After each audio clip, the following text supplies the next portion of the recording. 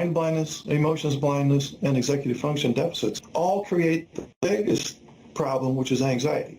If I'm not sure what other people might be thinking and why they behave certain ways, and if I don't understand what other people might be feeling and why, and I have a lot of these executive function deficits, emotional dysregulation and memory problems and attention problems and so on, creates a lot of anxiety and unpredictability.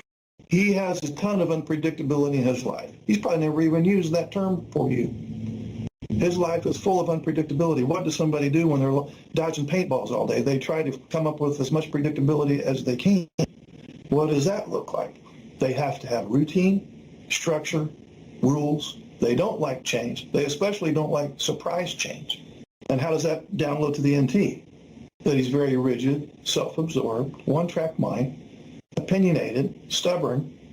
So our big goal in this group, the overarching issue that we're going to directly and indirectly try to address, is how to reduce his anxiety, which will in turn reduce some of your anxiety. Because as long as your message raises his anxiety, you're screwed. Whenever you try to problem solve with him when his anxiety comes up, be a lot less painful and time consuming to just go beat your head against a brick wall. This isn't micromanaging. This isn't turning you into a mom. This doesn't mean that you have to do a bunch of that. All the relationship work is on your shoulders. It's really a simple formula. Your mantra has to become effective immediately.